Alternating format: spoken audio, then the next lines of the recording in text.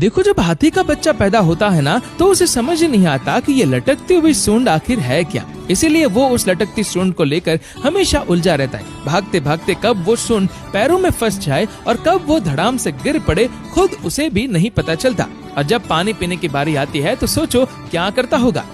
सूंघने के लिए बनी सूंड से कुछ नहीं बल्कि सीधा पिछवाड़ा उठाता है और मुंह डाल देता है। पानी में पूरा दिन बस सूंड को हेलीकॉप्टर बनाकर घुमाता रहता है। पर जैसे जैसे वो बड़ा होता है वैसे वैसे उसे समझ आता है कि ये सूंड सिर्फ खेलने की चीज नहीं है, यही उसकी सबसे बड़ी ताकत है। फिर वही सूंड जिससे वो बार बार गिरता था, अब वही उसकी पहचान बन जाती है।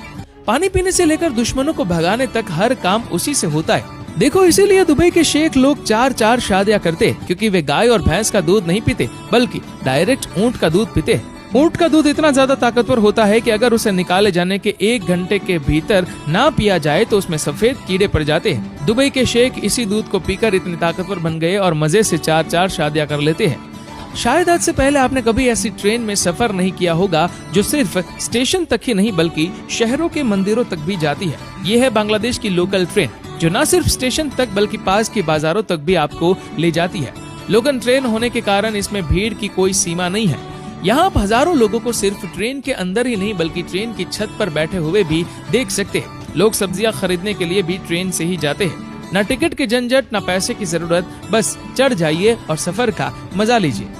देखो, आप जो रोज मोमबत्तियां जलाते हैं वो कैसे बनती है फैक्ट्री में, चलिए पता लगाते हैं। जब गर्म मोम सांचे में जम जाता है तो मजदूर इन मोमबत्तियों को दोनों तरफ से तेज कट्टर से काटते हैं। इसके बाद तैयार मोमबत्तियों को इकट्ठा कर पैकिंग के लिए भेजा जाता है। लेकिन काम यही खत्म नहीं होता। जो बचा हुआ मोम है उसे हाथ से निकाला जाता है ताकि जरा भी बर्बादी ना हो। अब ये मशीन धीरे धीरे सांचे को ऊपर ऊपर उठाती है और नीचे से ठोस मोमबत्तियां बाहर निकालती है। जैसे ही ट्रे खाली होती है उसमें फिर से गर्म मोम डाला जाता है और पूरी प्रक्रिया दोबारा शुरू हो जाती है। आपको बता दें कि मोमबत्तियां बनाने का ये तरीका तेज और सस्ता है। देखो, एक जमी हुई नदी से मछली पकड़ने के लिए सबसे पहले बर्फ की सतह में special drill machine ice auger से एक छेद किया जाता है। लेकिन छेद करते वक्त ये याद रखना कि जिस बर्फ पर खड़े हो उसकी मोटाई कम से कम 4 इंच हो, वरना बर्फ टूट सकती है। फिर छेद करने के बाद चारा डालकर बस कुछ देर आपको इंतजार करना है, जिसके बाद झील की ठंडी ठंडी मछलियां आपके कांटे में फंस जाएगी। देखो, पहली नजर में आपको लगेगा कि ये लोग खेती नहीं मजाक कर रहे, लेकिन नहीं, ये आलू उगाने का तरीका है, वो भी इंडोनेशिया के पहाड़ों में।